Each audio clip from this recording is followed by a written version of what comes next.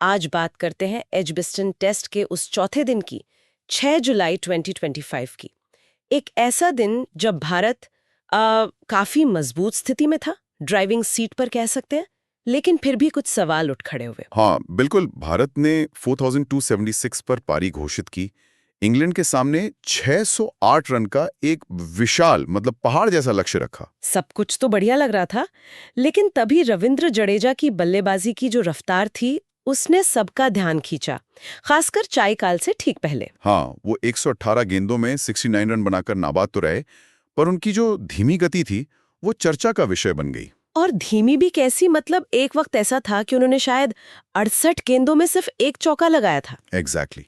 और इसी धीमी गति की वजह से पारी घोषित करने में जो वक्त लगा, उस पर इंग्लैंड के पूर्व कप्तान नासिर हुसैन और माइक आथरटन जैसे कमेंटेटर्स ने भी सवाल उठाए। हाँ, और उनकी बात में दम भी था, क्योंकि वो खेल की नब्ज को समझते हैं। बिल्कुल। में सबसे अजीब बात तो ये हुई कि चायकाल के फौरन बाद जैसे ही खेल शुरू हुआ, जडेजा ने छक्का जड़ दिया। हाँ, यही तो, एकदम से गियर बदल दिया। तो सवाल यही उठता है कि भाई ये तेजी पहले क्यों नहीं दिखाई गई?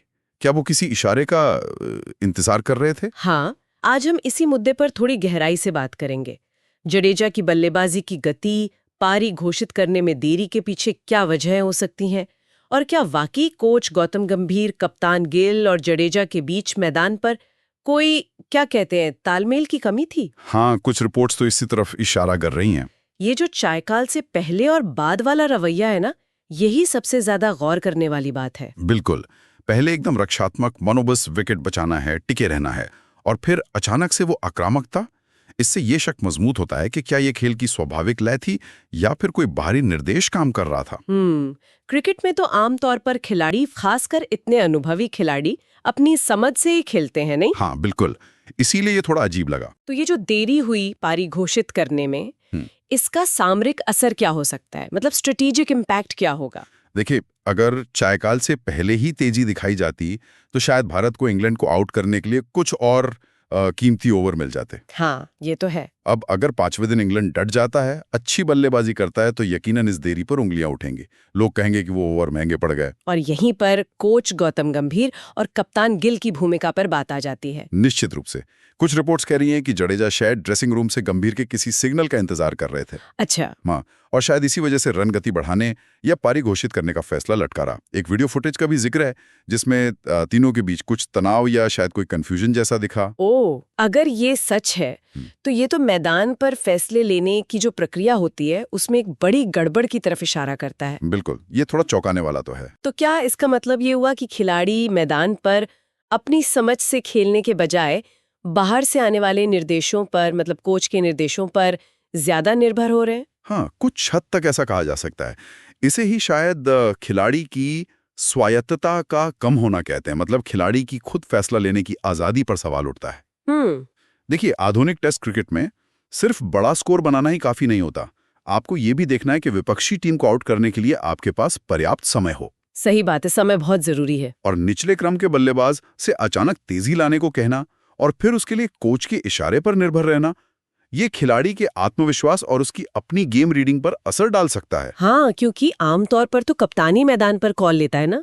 कोच की भूमिका तो रणनीति बनाने और मोटिवेट करने की ज्यादा होती है। बिल्कुल, कोच का काम है प्लान बनाना, खिलाड़ियों को तैयार करना, लेकिन मैच के दौरान हर पल निर्देश देना ये थोड़ा अलग है। तो अब सवाल ये है कि अगर भारत ये मैच जीत जाता है तो क्या ये सब बातें बस भुला दी जाएंगी?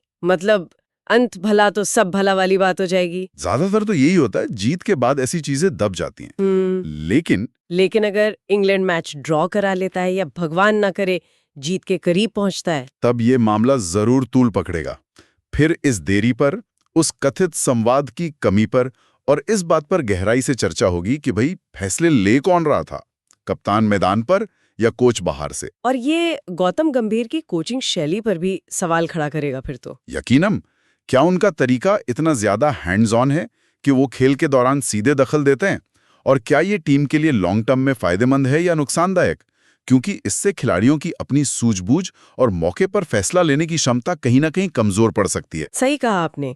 तो कुल मिलाकर इस पूरे वाकये से जो एक बात समझ आती है वो ये है कि टेस्ट क्रिकेट जैसे फॉर्मेट में जहां हालात पल पल बदलते हैं, आक्रामकता कब दिखानी है या पारी कब घोषित करनी है, ये फैसले मैदान पर कप्तान और बल्लेबाज की आपसी समझ और खेल की स्थिति को पढ़कर ही लिए जाने चाहिए। बिल्कुल, ये एक स्वाभाविक खेल अनुभव और कप्तान के नेतृत्व का मिश्रण होना चाहिए। बाहर से आने वाले संकेतों का इंतजार नहीं। टीम के अंदर कम्युनिकेशन मतलब संवाद और फैसले लेने की प्रक्रिया एकदम साफ होनी चाहिए, वरना ऐसी उलझनें पैदा हो सकती हैं जो मैच का नतीजा बदल सकती हैं। हाँ बिल्कुल। तो इस बातचीत को यहीं समाप्त करते हैं, लेकिन श्रोताओं के लिए एक सवाल जरूर छोड़ जाते हैं। क्या आज के दौर में, जहां टेक्नोलॉजी और डेटा का इतना ज्यादा इस्तेमाल होता है, कोच का खेल के दौरान इतना सीधा हस्तक्षेप जरूरी हो गया है, या फिर ये खिलाड़ियों की जो नैसर्गिक प्रतिभा है और मौके पर सही फैसला लेने की उनकी जो काबिलियत है, उसे कहीं ना कहीं सीमित कर रहा है? इस पर जरूर सोचिएगा।